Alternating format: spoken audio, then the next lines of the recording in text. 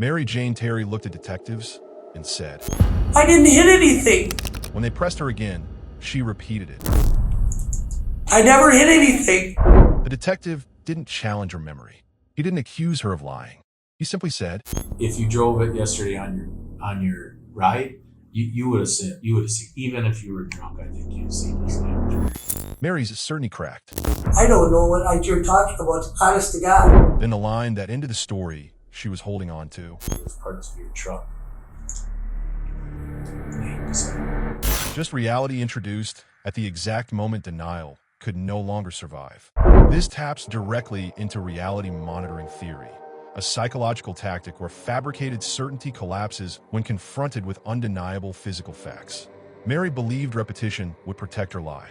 She didn't expect the evidence itself to speak. But the pertinent questions are who Mary Jane Terry was, what truly happened on October 19th, 2023. Welcome back to my channel. Your single comment means more than you think.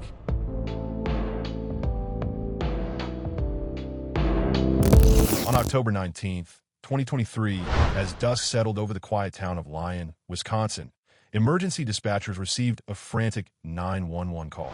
A man was lying motionless in the middle of Lehnan Street. Deputies arrived to a disturbing scene. 55-year-old Donald Britten was found battered and unresponsive, his head bleeding, his clothing torn, and his body positioned in a way that immediately raised suspicion. Despite rapid medical efforts, Donald was pronounced dead at the scene. Nearby stood his wife and longtime partner, 48-year-old Mary Jane Terry, visibly distraught and crying for help. Officers quickly noticed troubling details. Mary's speech was slurred. The smell of alcohol was strong. She struggled to maintain balance. When questioned, she admitted she had been drinking and acknowledged that she had been driving the white pickup truck linked to the scene earlier that night. Mary was taken into custody and transported to the Forest County Sheriff's Office for questioning. And today, we will look not just at what happened, but how psychology, not force, cornered him inside that room.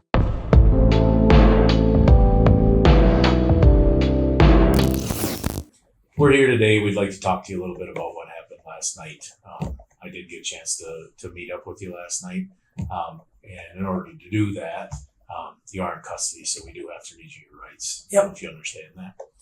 So what I have here in front of me is just a generic rights form that we always use. It's the same for everybody we talk to. But we're here at the Forest County Sheriff's Office. 21st today. It's on 20th. Oops. How do I spell it? It's Mary. Is it full Mary? Mary Ann? No, it's just a Okay, middle initial. J. And last name? Terry. Terry. And a birthday, Mary? 12/27/74. What's your address? Street? Yep.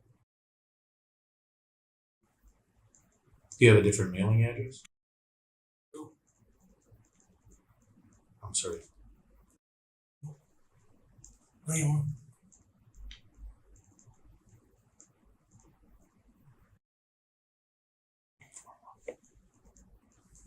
And what's a phone number?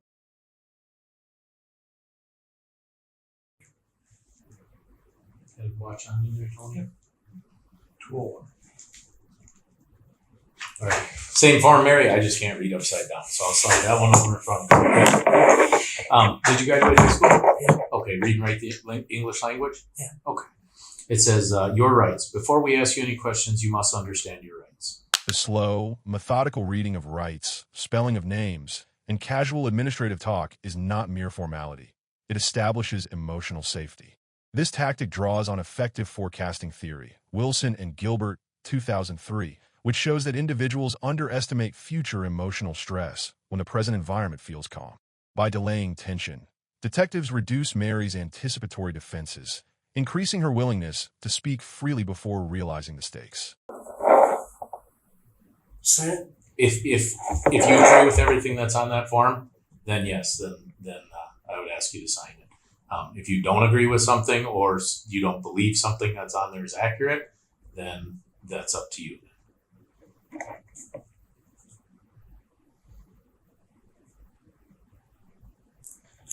Maybe I should have a lawyer. It's entirely up to you. I kind of, just to give you a brief rundown of what we are interested in is we're looking into the events from last night. I'm sure you know what those are, and I know you're here as a portion of the events last night. So that's what we're looking for answers for. If you're willing to answer questions about that, we would need a signature to continue. Just look at the picture segment. Okay.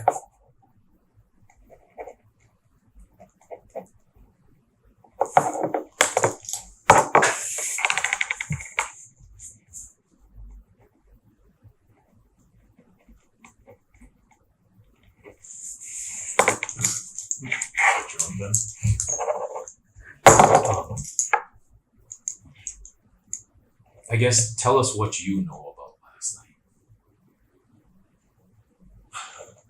What part? Why don't you start right at the beginning? Or if it's something started earlier than last night or yesterday or the day No, before. everything was fine. Oh, okay. Rather than asking leading questions, detectives invite Mary to tell us what you know, allowing her to construct her own timeline. This taps into cognitive load theory, Sweller. 1988 fabricated or incomplete accounts require higher mental effort to maintain.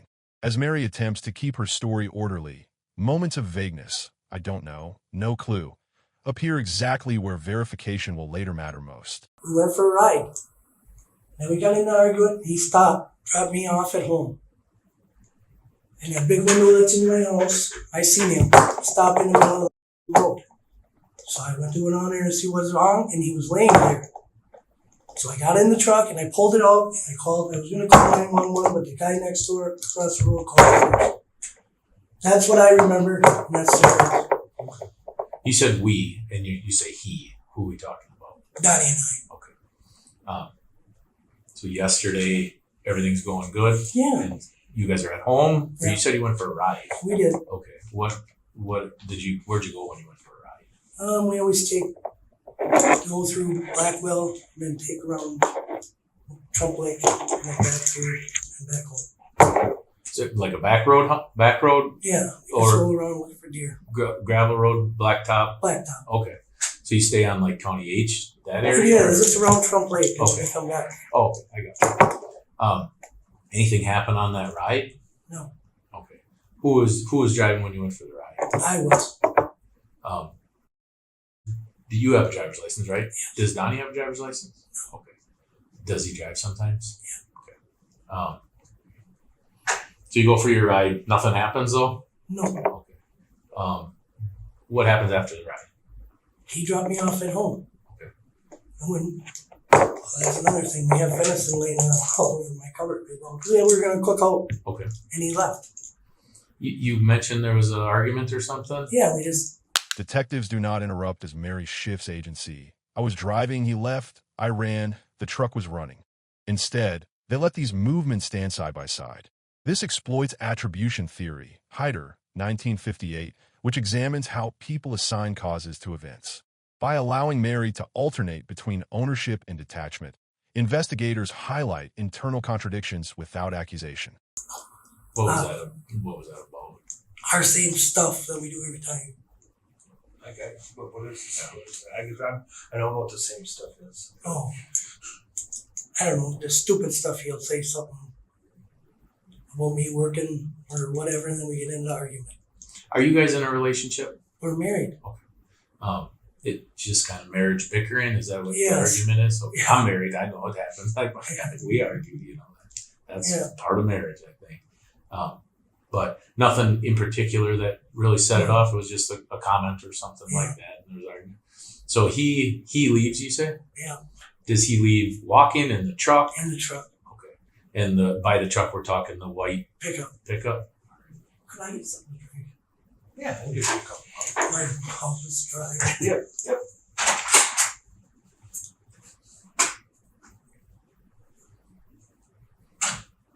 Anybody with him when he goes to leave? No, How long do you think he's gone? 10 minutes. And you said you got a big bay window and you Yeah. could see. Big. Okay. Window. So you see he leaves. You know which direction he goes? Yeah, he went around And then he came by the house again and toward the store. So Okay. You say went around. What do you mean? he must have went around town Okay. and come back through. Okay. So you think he made like a lap already? Yeah. And then had come back? Any reason why he'd do that? Just When Mary downplays the argument as stupid stuff or marriage bickering, detectives resist correcting her. This restraint uses self-perception theory, BAME, 1972, where individuals infer their own attitudes from their behavior. By hearing herself repeatedly minimize conflict, Mary becomes increasingly committed to that stance, making later admissions of past physical altercations more psychologically jarring. no. And I jump in a pickup and I drive it back because my phone was in the house. Okay. Is there keys for the truck somewhere? A fob. A fob? All right. Do you know where the fob is? He's got it. Okay. So he's got the key fob, but you were able to drive the truck back? Yeah. Okay. Does it range that far, I guess? Yeah. Okay. Is there a second key fob somewhere? No, I haven't had one since I bought the pickup in 19. I lost it when I married to Jeff. Okay. Is there like regular keys? I know it's a nice truck. I know. There's a key that opens the door on my set of keys because Okay. that fob is actually broke. Okay. The key that slides in it. I had that with one of my old vehicles. I had to use like the Okay. So you didn't have your keys with you when you went down there? Or did you? My keys are, I think, are in the pickup. Your keys are in the pickup? Yeah, with the key thing. With not the fob, a regular key. Yeah, but it doesn't start the truck. You understand this, Okay. right? Yeah. It just unlocks the door. So was the truck running when you got there? Yes. And then you drove it from where about was it, I guess? It was right in front of the storage unit. Okay, would you say Just about past to it or? the driveway that was in there. Okay. So your house side of that driveway? No, the driveway to the storage unit. Yep, but It was toward the house highway. Yep. Yeah. So it's between your house and the driveway to the storage unit? Detectives shift attention to the truck, keys, fob range, engine status without emotional framing. This activates embodied cognition theory, Barcelau, 2008, which posits that physical details ground thinking in reality rather than emotion. Mechanical facts resist reinterpretation, forcing Mary to engage with logistics instead of feelings. You said you were drunk last night, Mary. Do you drink regularly? Yeah. Okay. In comparison to a normal night, did you drink more or less, same amount? More. Is there any reason for that? No. Just The people that were in the bar. Okay. Okay. Who was in the bar? You said you left roughly when the bartender got there for Shelly, sure? yeah. Okay. Shelly, you're 5. Okay. What time do you think you went to the bar yesterday? I always go around noon, 1 o'clock. Okay. And so you socially drinking till 5-ish? Yeah. But you think you were more intoxicated than a normal day? Yeah.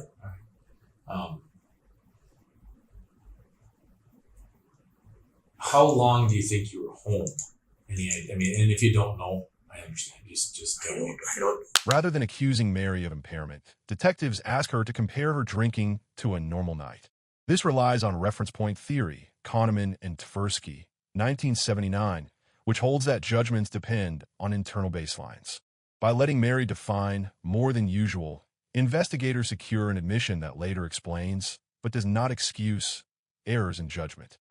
Not sure how long from you got home from the ride till he leaves. No, I'm not sure at all. Okay. If we had to estimate, would it be long or short? I mean, like talking hours, or are we talking? No, minutes? not ours. Okay. So he leaves, goes around the block, comes back a second time. Does he have a problem with anybody else? I mean, he sounds like you guys have argument here and there, but does anybody dislike him? I don't know. I don't know anybody that dislikes him. Okay. I mean, doesn't have a lot of friends. I don't know. Okay. Anybody that you know that hurt him? No, I don't know of anybody. I don't know of anybody. Rather than forcing exact times, detectives gradually narrow the window, not hours, inviting estimation instead of precision. This method draws from temporal construal theory, Trope and Lieberman, 2010, which shows that people recall distant or uncomfortable events more abstractly. As Mary's estimates remain vague while spatial details remain sharp, investigators quietly flag selective recall. In your little dispute yesterday, did anything get physical between the two No. of you? Has it gotten physical in the past? Yes. So when you go down there and you see the driver's side door open, where is he again? He's laying on the side of the pickup. Did you notice anything about him? Yeah, because his pants were half down. Do you try to talk to him? Anything? I tried to make him up. Okay. Notice anything? Was he? I guess. Was he on his belly, on his On back? his belly. Okay.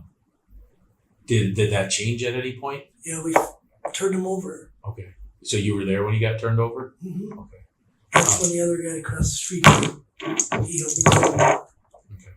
When Mary admits prior physical altercations, detectives neither escalate nor retreat. This restraint utilizes foot-in-the-door technique, Friedman and Fraser, 1966, where small admissions increase compliance with future disclosures. The acknowledgement is logged, not exploited, preserving its power for later stages. Was anybody else there with you? I don't think so. Honestly, I was so scared, I don't know. I just remember him standing there. Okay. Was he there when you went there? No. So you got there first? Yeah. Safe to say? Okay. And then so he comes over, well, you're already out there. Yeah. You guys roll him over. And did you notice anything once he was rolled over that wasn't right? Yeah, his pants were like down. Okay. Anything else? No, I was so scared. I was trying to. No. Okay. So when you get in the truck, then how do you get it back to the house? Turn around. Just a U-turn lane? Yeah.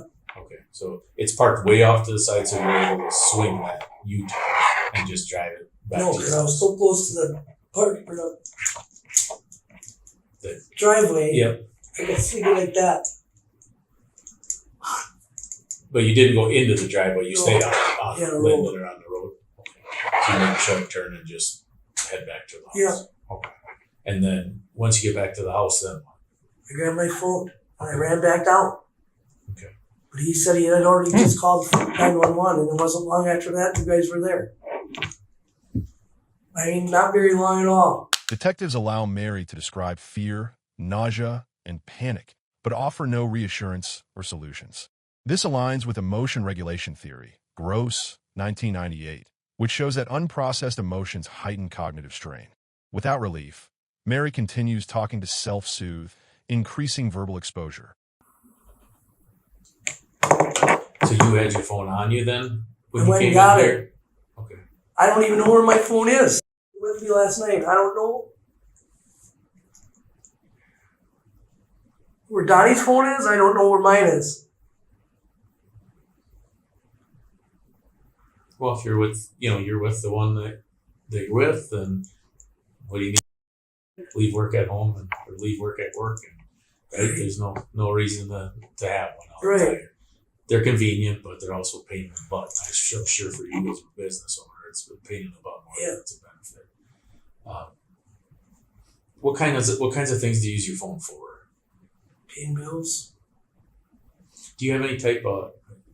Somebody thought you might have had a camera system. Oh, in the bar? Yeah. Yeah. Okay. Does that go through your phone or It how do used to, but Donnie redid the bar. So Okay. he took the cameras down. I'm not sure if there's only one behind the bar. But yeah, it runs through my phone. Okay. It doesn't anymore though. I don't know if I have it still on there or not. Okay. To be honest with you. Do you remember if it was like an app or anything? Yeah, it's the make of the camera. So the only reason you get in the truck then yesterday is to drive to Get my your phone. Okay. But we don't know where your phone's at. So did you ever get it? I don't know. I don't know. I was so scared, I don't know. The truck wasn't moving when you got into it though, right? No, Or it wasn't like bumped up against the curb or No. in gear or anything like that? no, But it was running? yes. The conversation moves from memory to phones, cameras, and location data without accusation.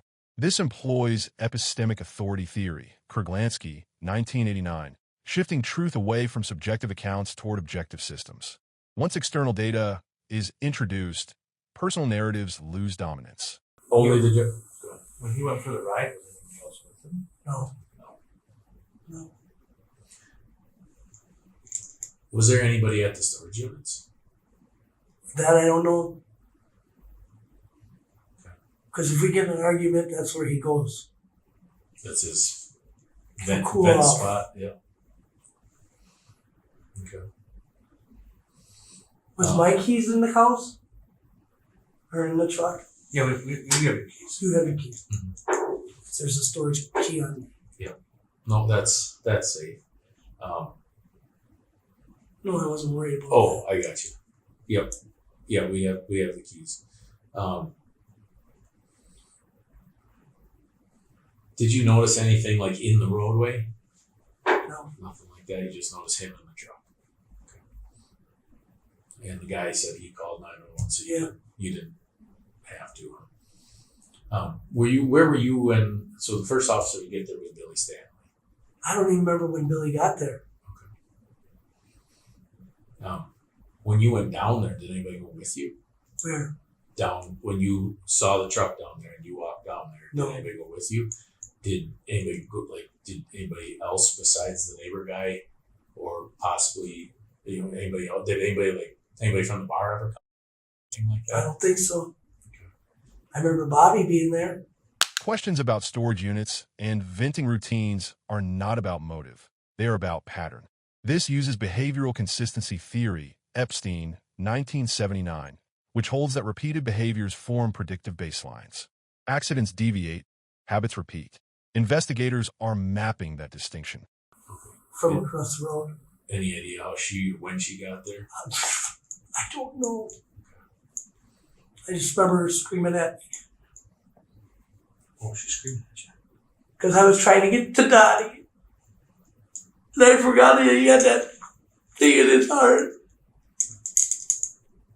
Pacemaker, defibrillator. So when he went for his ride, was it still light out or was it dark? It was getting dark. It wasn't dark. Because you were able to see all from your house all the way down to the storage unit that was your truck. Yeah. Okay. I'm telling you, you can see as far as half the town through that window.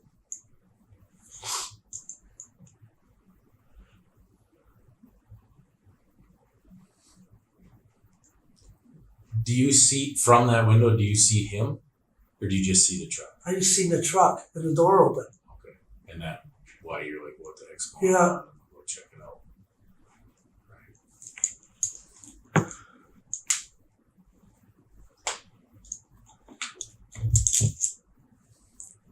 Right. I guess kind of going to your phone. We have your phone also. Okay. Only after extended cooperation do detectives reveal possession of the phone and a search warrant. This employs uncertainty reduction theory, Berger and Calabrese, 1975. Once uncertainty is removed, strategic silence becomes less effective and recalibration begins. One of the things with that is, if you want to see the video footage from the bars to make sure everything's jiving what you're telling us, Yeah. people leaving and stuff, you do have a passcode On the app. on the phone to get into the phone. Oh, yeah. Are you willing to give us consent to search the phone? Go ahead. Okay, I can go get a consent form and we can. But go if through there's, it. I don't know what you're looking for, but go This ahead. is just the app stuff, and we'll go there. We have a guy here that actually knows how to do all that stuff, and I can go through the consent form with you. Mhm. All right, I'll go grab that consent form quick.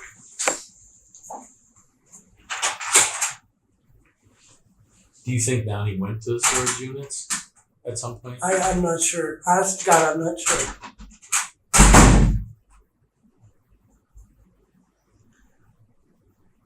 Do you know if there's any cameras at the storage units? That I don't know.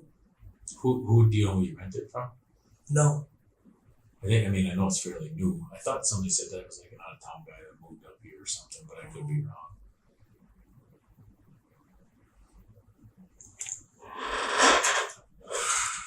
I mean, do you think that's why he stopped there? Do you think that's why he stopped there? Would be to go to the storage units? That's where he would always. Park on the road like that, or would he? No, I wouldn't think he would park on the road like that, but he was drunk too. Detectives request phone consent casually, framing it as routine corroboration. This reflects commitment and consistency principle. Cialdini, 2001, having already portrayed herself as cooperative and truthful. Refusal would psychologically conflict with Mary's self-image. When he goes there to vent other times, does he usually pull in and park like? Usually he doesn't have my pickup. Oh, gotcha. So he just walks down there most times. Yeah. Okay. He's got his own set of keys.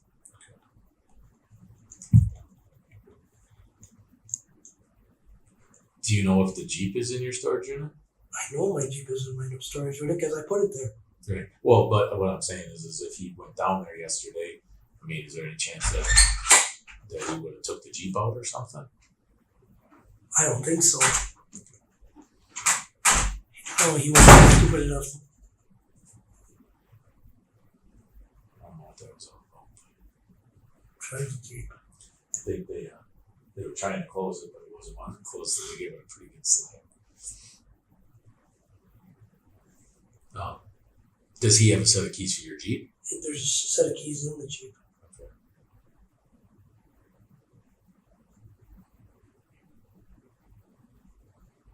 It was a rush job to get it into it. Has it been in there for a while, or this last rain you put it in? The last rate. No. It's been in there for 2 or 3 weeks. We were wondering. We didn't know who had this.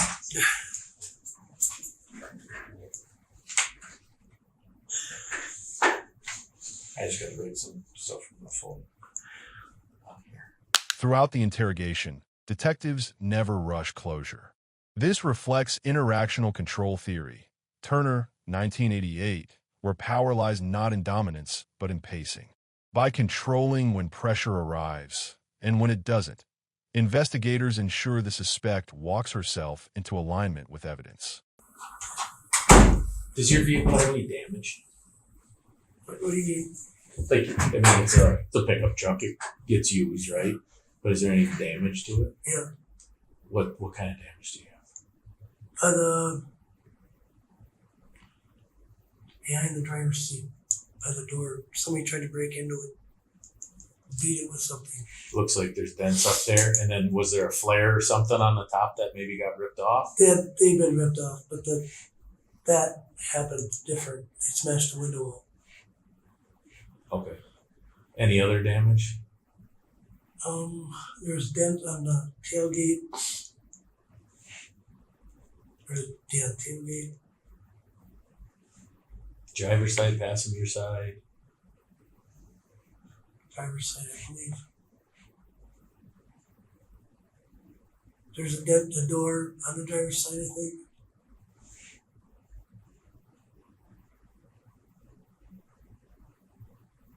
These dents gotta have some stories, huh? Hell no. No. Donnie uses it as a work truck, so. Okay, gotcha. Detectives do not immediately confront Mary with the full extent of the truck damage. Instead, they introduce it incrementally, dents, scratches, then substantial damage, and finally detached parts found near the body. This exploits incremental commitment theory, Stahl, 1976, which explains how individuals double down on earlier statements when contradictions emerge slowly. By spacing disclosures, investigators prevent Mary from recalibrating her story all at once, forcing her to defend positions that become increasingly indefensible. You should have just stayed home. Because there's a couple of things, Mary, that we learned from both the truck and just from being there and what we're seeing.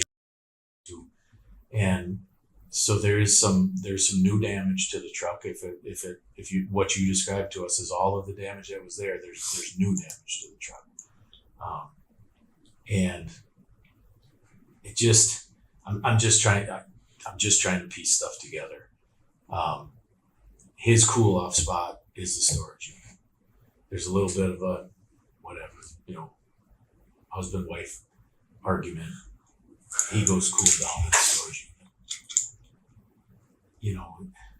You would be mad that he took your truck if he did, right? No. No? Takes my truck everywhere. Okay. So I was just kind of thinking, maybe, you see him drive by, now your truck's parked down everywhere. There, and you're like, I'm gonna go get my truck. No. No? No.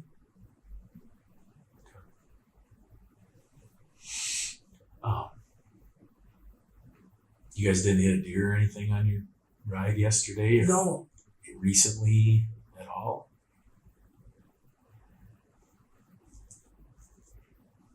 No. Not that I know of. But he's had doctor's appointments and we went. Not that I know of. Okay. I mean, the new damage we're talking about, it's pretty substantial. And if you drove it for your drive yesterday, you would have seen it. Yeah, it was noticeable enough that you go like, oh, they had a deer. Really? Yeah, there was deer here and everything stuck in it. Honestly, I don't know. The repeated suggestion of a deer strike functions as a non-threatening explanation that could preserve Mary's self-image. This tactic draws from self-affirmation theory, Steele, 1988, which posits that people resist information threatening their moral identity unless an alternative preserves dignity. When Mary vehemently rejects the deer explanation, she eliminates a morally neutral cause, leaving fewer explanations available. I didn't hit no deer.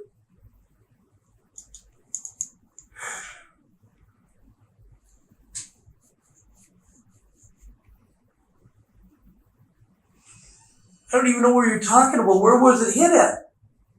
Oh, on the front. There was As far as where the deer was hit, we don't know where the deer was hit. That's where We're asking if I don't know. Like I never hit a deer. Okay.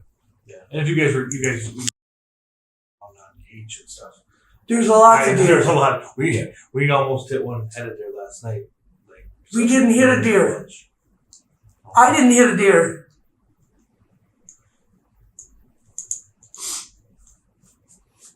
You didn't hit anything when you were driving from the storage units back to your house? No. Well, I mean, like anything to cause the damage. No. I guess when you drove it, were you in a hurry? I was in a hurry. I was scared to fucking death.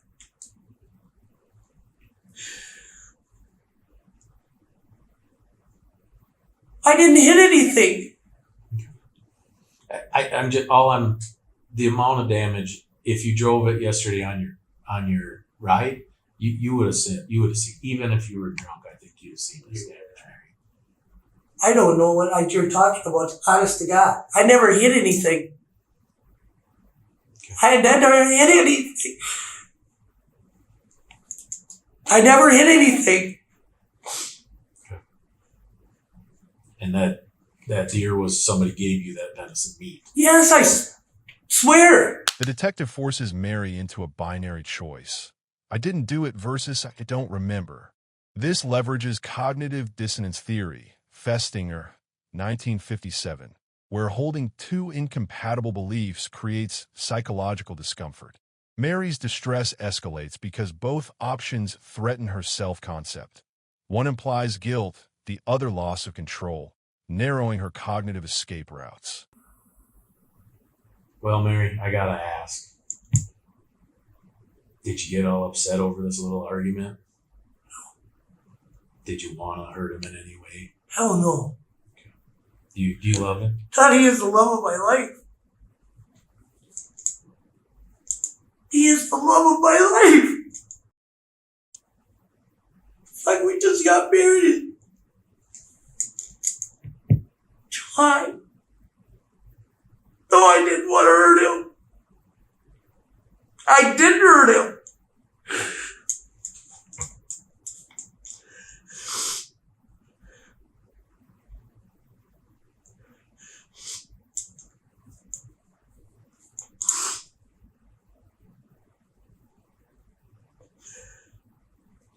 I know you said you were pretty drunk last night, Mary. Mm-hmm. Is there any possibility that an accident could have happened? I don't think so, no. I really don't believe. I mean, just throwing it out there, I really don't believe you would try to hurt somebody that way. I would never hurt him. You know, Anybody I mean, else. and I'll be honest with you, Mary, if it was a little fisticuff, I'd probably say, yeah. I think Mary'd probably get into a little throwdown. But I think it's stretching it to say you would go to do something like this to somebody. Did not. But it does leave the door open that an accident could have happened. The word accident is echoed persistently by the detective, not the suspect. This reflects priming theory, Barg and Chartrand, 1999, where repeated exposure increases acceptance. Over time, Mary's resistance weakens, not because she is convinced, but because the concept becomes cognitively accessible as a tolerable explanation. Sounds like you know the damage to your truck. Would you have noticed if the front bumper is caved in, plastic is hanging off the front, there's a big dent on the driver's side? There is? There's multiple dents, big dents on the tailgate, not the little blue one, big dents. I swear to God, I don't know. And I don't know, I swear. when you last remember seeing your truck, those weren't there. No. No, they weren't there. Do you recall seeing them in the heat of the moment yesterday? No. I swear to God, I don't. No, I'm not saying you do. I just believe that if you drove that truck, you'd see those. Not necessarily. I'm not saying when you go there and you find him, and I'm not saying you notice it then, but I'm saying when you guys went for your eye, you'd notice this if it was there. Well, how the fuck wouldn't you notice it? I have to come out my house where the truck is parked. Yep, and it would be so. When we found your truck last night, it was parked like right in the driver's side was right in line with the front door. It always is. Yeah. Well, from your big window, you can see everything. You would see most of this damage from inside your house. I mean, it's obvious damage.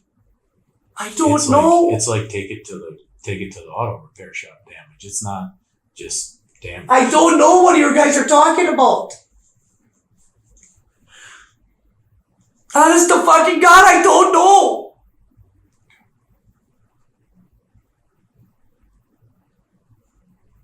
Detectives vividly describe the truck's condition: hanging plastic, cave bumper, visible damage from the window. This tactic relies on reality monitoring theory, Johnson and Ray, 1981, which distinguishes real memories from imagined ones based on sensory richness.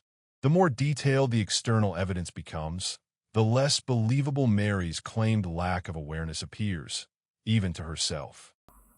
I did not hurt him. I swear to fuck, I didn't hurt him. No way I did hurt him.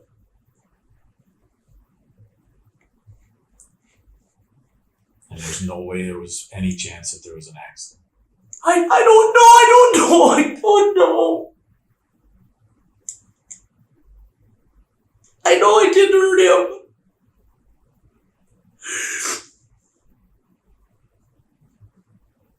And that's, I mean, I just want you to know that I think that that's a possibility. Mary, I know you know your way around a beer bottle and you're a good drinker. And if you say you're drunk, that means you're drunk. And if you don't know certain things and you don't remember certain things, it just makes me believe that much more that an accident happened. Detectives repeatedly validate Mary's intoxication while stripping it of exculpatory power. This tactic uses dual process theory, Kahneman, 2011, distinguishing automatic behavior from intentional control. Alcohol becomes a mechanism explaining impaired judgment, not a shield against responsibility, allowing causation without absolution. You're not a bad person, Mary. I didn't do Everybody thinks it. that. Oh my God. But I think there's an explanation for what happened last night. And I think an accident is the best way to put it.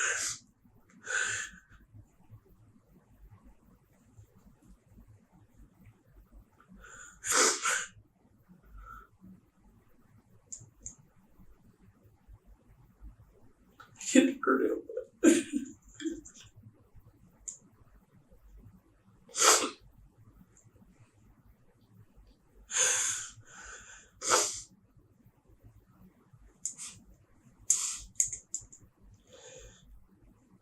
That you went to go get your phone, but you never got your phone. I don't know why. I don't know why.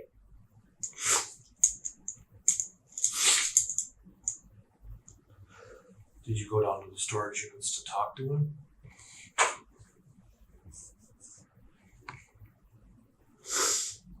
And the argument got worse, or what? What happened? I don't know what happened. I think you went to just go get in your truck and go home, and he came after you. Not to hurt you or anything necessarily, maybe it was, but I think he ran out. And I think an accident happened. Might have been forward, might have been backward even. By stating, "You're not a bad person," detectives isolate moral character from harmful outcome.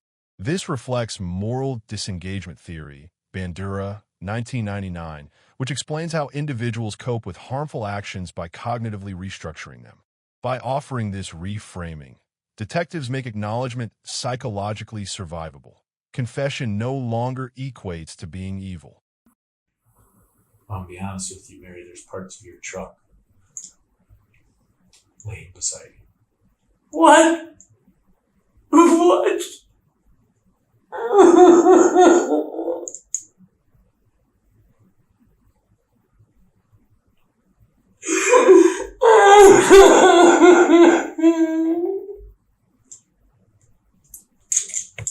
I'm done.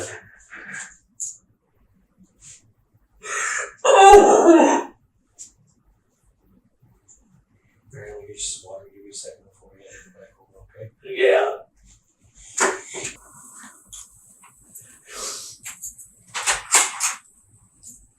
Oh my God, no.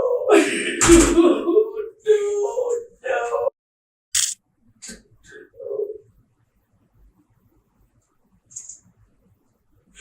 Oh my God, no.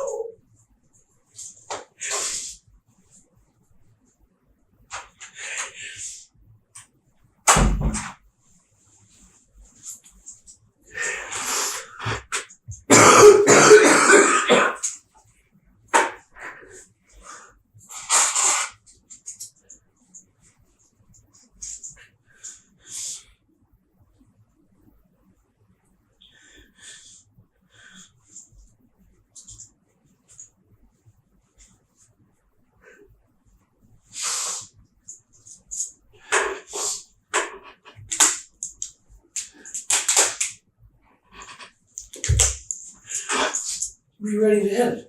Rather than accusing Mary of lying, detectives focus on what doesn't line up. This tactic draws on uncertainty management theory, Van Den Bos and Lind, 2002, which shows that unresolved ambiguity heightens psychological stress. Humans are driven to reduce uncertainty, even if resolution involves self-incrimination. From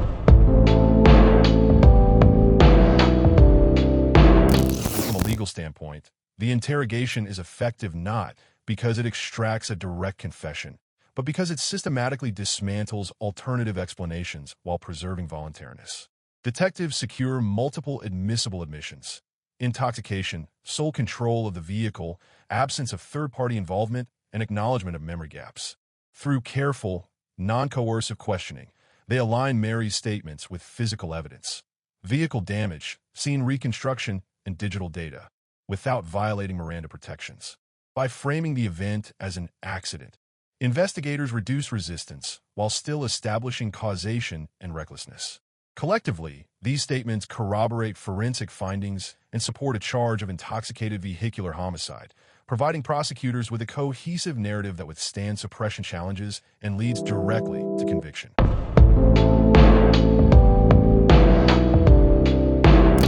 In May 2025, Mary Jane Terry was formally sentenced to 10 years in state prison after pleading guilty to homicide by intoxicated use of a motor vehicle in connection with the death of her husband, Donald Britten Jr., on October 19, 2023, when she struck and dragged him with her truck while her blood alcohol level was nearly 4 times the legal limit. As part of a plea agreement, a charge of first-degree intentional homicide was dismissed, and the court also imposed 10 years of extended supervision following her prison term. The sentence reflects both the gravity of operating a vehicle while highly intoxicated and the resulting fatality, balancing accountability with a negotiated reduction of more severe charges.